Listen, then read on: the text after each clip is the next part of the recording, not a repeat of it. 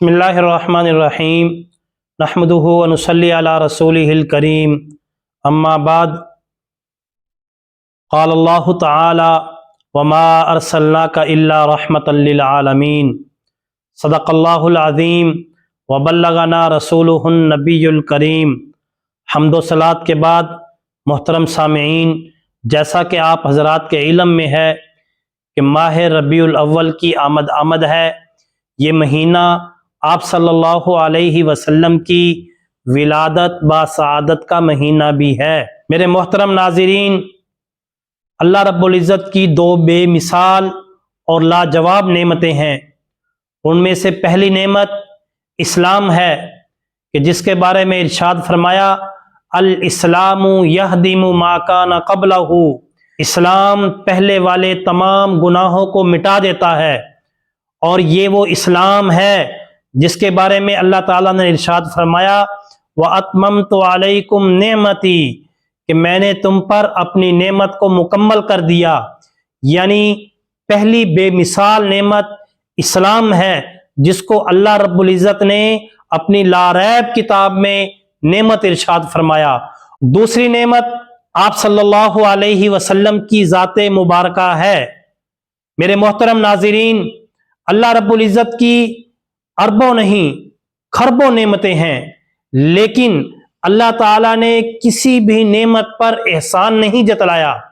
ہمیں یہ جسم دیا، تمام کے تمام اعضاء دیے، صحت تندرستی عطا فرمائی، رزق دیا، آب و ہوا، پانی، اور اس کے ساتھ بے شمار قسم کی نعمتیں، یہ چاند، سورج، ستارے، آسمان، زمین سمیت بے شمار قسم کی نعمتیں ہیں، لیکن کسی ایک نعمت پر بھی اللہ تعالیٰ نے احسان نہیں جتلایا، مگر آپ صلی اللہ علیہ وسلم کی ذات اتنی بڑی ذات ہے کہ ان کی بعثت کو اللہ تعالیٰ نے اپنا احسان بتلایا ہے۔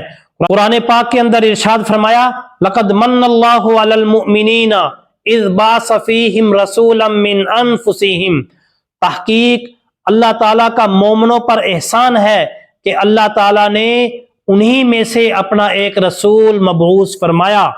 میرے محترم ناظرین، آپ صلی اللہ علیہ وسلم کتنے بڑے مہربان اور کتنے زیادہ شفیق تھے اس امت پر، اس کا اندازہ قرآن پاک کی اس آیت سے لگایا جا سکتا ہے، جس کے اندر اللہ تعالیٰ نے ارشاد فرمایا لَقَدْ جَاءَكُمْ رَسُولٌ مِّنْ أَنفُسِكُمْ، تحقیق تمہارے پاس تمہی میں سے ایک رسول آیا، عزیز علیہ ما عنتم، تم پر ہر تکلیف انہیں گرا گزرتی ہے، حریص علیکم، جسے تمہاری بلائی کی دھن لگی ہوئی ہے، فرمایا بالمؤمنین رؤوف الرحیم، کہ مومنوں پر انتہائی مہربان اور نہایت شفیق ہیں آپ صلی اللہ علیہ وسلم۔ میرے محترم ناظرین، آپ صلی اللہ علیہ وسلم کی ذات بابرکات اتنی بڑی نعمت ہے کہ قرآن پاک میں اللہ تعالیٰ نے آپ صلی اللہ علیہ وسلم کے لیے ارشاد فرمایا وما ارسلناک الا رحمتا للعالمین، میرے محبوب ہم نے آپ کو تمام جہانوں کے لیے رحمت بنا کر بھیجا۔ آپ صلی اللہ علیہ وسلم ہر جہان کے لیے رحمت بن کر آئے، مگر آپ صلی اللہ علیہ وسلم اس امت کے لیے رحمت خاص بن کر آئے ہیں۔ آپ صلی اللہ علیہ وسلم اس امت کے لیے ایسی رحمت بن کر آئے کہ جن کی بھول بھی اس امت کے لیے رحمت ہے، جن کی نیند بھی اس امت کے لیے رحمت ہے، جن کی بد دعا بھی اس امت کے لیے رحمت ہے۔ چنانچہ ایک مرتبہ آپ صلی اللہ علیہ وسلم نماز پڑھا رہے تھے، شاید ظہر یا عصر کی نماز تھی، تو 4 رکعات کی بجائے آپ صلی اللہ علیہ وسلم نے 2 رکعات نماز پڑھائیں۔ صحابہ نے سوال کیا اقصرت الصلاۃ ام نسیت یا رسول اللہ، اللہ کے رسول نماز کم ہو گئی ہے یا آپ بھول گئے؟ آپ صلی اللہ علیہ وسلم نے فرمایا دونوں میں سے کچھ بھی نہیں ہوا، نہ میں بھولا نہ نماز کم ہوئی۔ عرض کرنے لگے اللہ کے رسول آج آپ نے 2 رکعات نماز پڑھائی ہیں۔ چنانچہ آپ صلی اللہ علیہ وسلم اٹھے، 2 رکعات نماز اور پڑھائیں اور ساتھ سجدہ سہو بھی کیا۔ اب آپ صلی اللہ علیہ وسلم کی یہ جو بھول تھی جس کو اللہ تعالیٰ نے بھلایا تھا، یہ امت کے لیے رحمت بن گئی کہ آج بھی اگر کوئی نماز کے اندر بھول جاتا ہے تو اس کے لیے حکم یہ ہے کہ وہ سجدہ سہو کر لے، اللہ تعالیٰ اس کی بھول کو معاف کر دیں گے۔ میرے محترم ناظرین، اسی طریقہ سے آپ صلی اللہ علیہ وسلم کی نیند بھی اس امت کے لیے رحمت ہے۔ چنانچہ آپ صلی اللہ علیہ وسلم ایک سفر میں تھے، رات کا وقت ہوا، تھکاوٹ بہت زیادہ تھی، آپ صلی اللہ علیہ وسلم بھی سو گئے، تمام کا تمام قافلہ بھی سو گیا۔ حضرت بلال حبشی رضی اللہ تعالیٰ عنہ کو آپ صلی اللہ علیہ وسلم نے پہرے کے لیے مقرر کیا کہ آپ جاگتے رہنا، قافلے کا دھیان رکھنا۔ رات کے اخیر پہر میں حضرت بلال حبشی رضی اللہ تعالیٰ عنہ کی بھی آنکھ لگ گئی، وہ بھی سو گئے، یہاں تک کہ سورج طلوع ہوا اور سورج کی شعاؤں نے آپ صلی اللہ علیہ وسلم کے رخسار مبارک کا بوسہ لیا تو آپ صلی اللہ علیہ وسلم کی آنکھ کھلی۔ حضرت بلال سے پوچھا، اے بلال، ہم نے آپ کو پہرے کے لیے بٹھایا تھا۔